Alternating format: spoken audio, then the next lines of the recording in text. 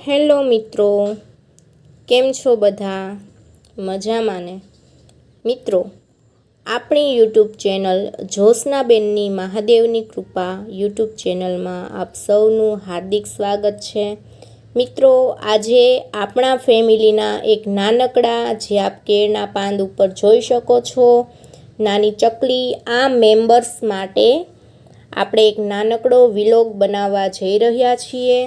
મિત્રો, આ વિલોગ્સ બનાવવાનું એક સ્પેશિયલ રીઝન એવું છે કે આ એક નહીં પરંતુ આ બે નાનકડી ચકલીઓ છે જે આપણા ઘરે આપણા આ વૃક્ષોમાં નિયમિત રહે છે અને આપણે એને નિયમિત ખાવા પીવા અને સ્નાન સહિતની સુવિધા આપીએ છીએ. મિત્રો, તમને હસવું આવશે કે સ્નાન સહિતની સુવિધા એટલે શું? તો મિત્રો, એ જ રસપ્રદ વાત કરવા માટે આપણે આ વિલોગ લઈને આવ્યા છીએ.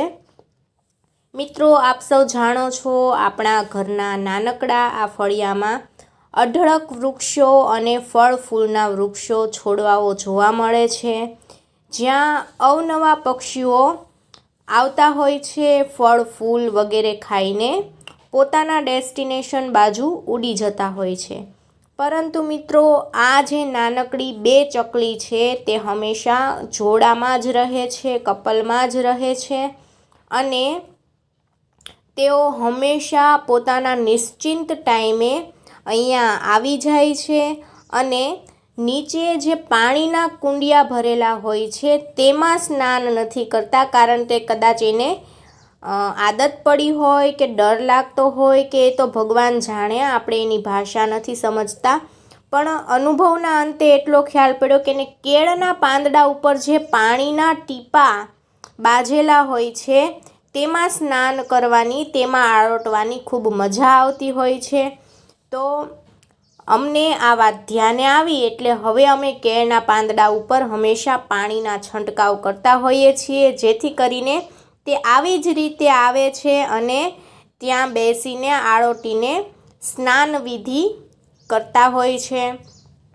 તો મિત્રો, જાણવા મળ્યું ને રસપ્રદ વાત, તે કેળના પાંદ નીચે બેસે છે અને પોતે આનંદ લે છે. મિત્રો, એટલામાં જ વિલોગ બનાવતા એક ખૂબ સુંદર મોટું સીતાફળ અમને દેખાઈ ગયું, તો અમને થયું કે ચાલો, સિઝનનું પહેલું સીતાફળ છે જે સંપૂર્ણ ઓર્ગેનિક રીતે આપણા ફળિયામાં જ બનેલું છે, તો ઉતારીએ અને આપણે આપણા દર્શક મિત્રોને પણ દેખાડીએ કે કેટલું સુંદર, કેટલું સ્વચ્છ અને કેટલું મોટું સીતાફળ આપણને જળી ગયું છે. તો મિત્રો, સૌથી પહેલાં આપણે આ સીતાફળને ખોલ્યું છે અને એમાં જોઈએ તો કમસે કમ 100 જેટલી સીતાફળની નાની નાની કળીઓ છે, જે આપ સૌ જાણતા જ હશો. તેને ખાઈને એના જે કાળા કલરના બી હોય છે તે પણ ખૂબ ઔષધીય ગુણો ધરાવતા હોય છે. એના બીજમાંથી માથાનું તેલ બનાવવામાં આવે છે અને આ તેલનો ઉપયોગ જો કોઈના માથામાં જૂ, લીખ વગેરે હોય, ખોડો હોય તો તેના માટે કરવાથી તેના જૂ, લીખ કે ખોડો પણ દૂર થઈ જતા હોય છે. પરંતુ મિત્રો, આપણે આ સીતાફળ એમનેમ નથી ખાવાનું. સૌથી પહેલાં નિયમ પ્રમાણે આપણે આપણા ભગવાન, ઈષ્ટદેવ, માતાજી તમામને ભોગ અર્પિત કરીને પછી જ આરોગવાનું છે.